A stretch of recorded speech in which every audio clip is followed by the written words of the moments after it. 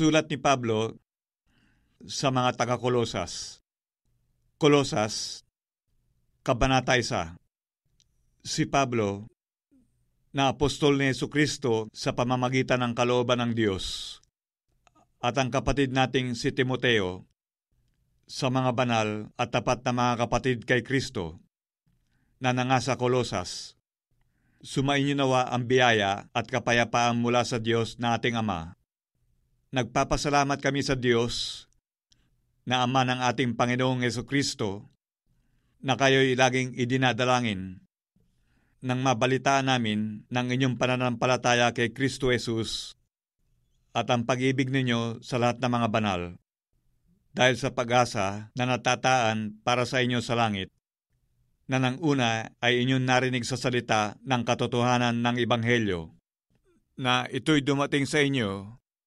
gayon din naman kung paano sa buong sanglibutan na namumunga at lumalaganap, gaya rin naman sa inyo, mula ng araw na inyong marinig at maalaman ang biyaya ng Diyos sa katotohanan.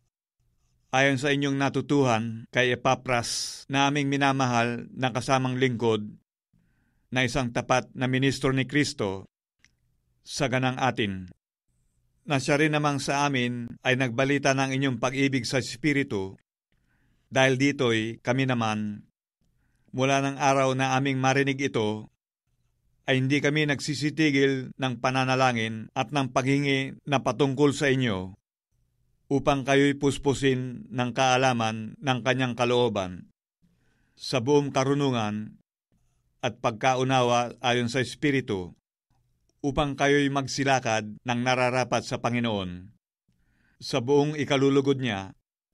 at magsipamunga sa bawat gawang mabuti, at magsilago sa kaalaman ng Diyos, na kayo'y palakasin ng buong kapangyarihan ayon sa kalakasan ng kanyang kaluwalhatian, sa buong pagtitiis at pagpapahinuhod na may galak, na nagpapasalamat sa Ama, na nagpaging dapat sa atin upang makabahagi sa mana ng mga banal sa kaliwanagan, na siyang nagligtas sa atin sa kapangyarihan ng kadiliman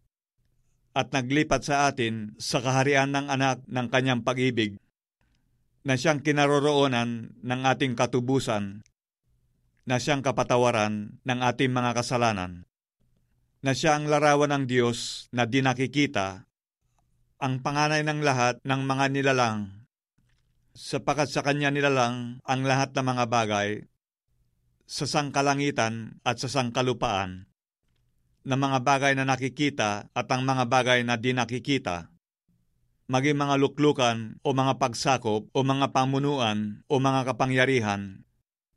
Lahat ng mga bagay ay nilalang sa pamamagitan niya at ukol sa kanya. At siya ay una sa lahat ng mga bagay, at ang lahat ng mga bagay ay nangabubuhay dahil sa kanya. At siya ang ulo ng katawan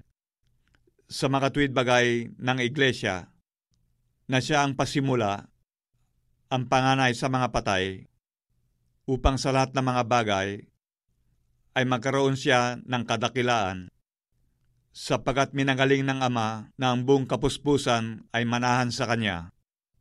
at sa pamamagitan niya ay pakipagkasunduin sa kanya ang lahat ng mga bagay, na pinapayapa niya sa pamamagitan ng dugo ng kanyang krus. Sa pamamagitan niya, sinasabi ko, maging mga bagay sa kalupaan o mga bagay sa sangkalangitan, at kayo, nang nakaraang panahon ay nangahihiwalay at mga kaaway sa inyong pag-iisip sa inyong mga gawang masasama. Gayon may pinakipagkasundo niya ngayon sa katawan ng kanyang laman sa pamamagitan ng kamatayan, upang kayo'y iharap na mga banal at walang dungis at walang kapintasan sa harapan niya. Kung tunay na kayo'y mamamalagi sa pananampalataya, na nababaon at matitibay,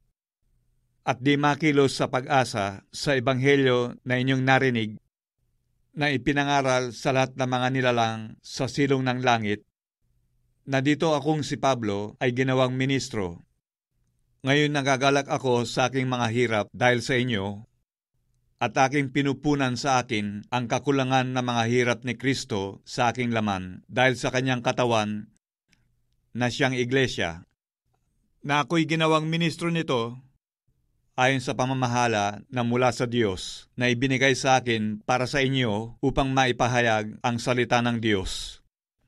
Maging ang hiwaga na inilihim sa lahat ng panahon at lahi, datapwat ngayon ipinahayag sa kanyang mga banal na sa kanila'y minagaling ng Diyos na ipakilala kung ano ang mga kayamanan ng kaluwalhatian ng hiwagang ito sa gitna ng mga hintil, na ito'y si Kristo na nasa inyo, na pag-asa ninyo sa kaluwalhatian, na siya naming inihahayag, na pinaaalalahanan ang bawat tao at tinuturuan ang bawat tao sa buong karunungan upang maiharap namin sakdal kay Kristo ang bawat tao, na dahil dito'y nagpapagal din naman ako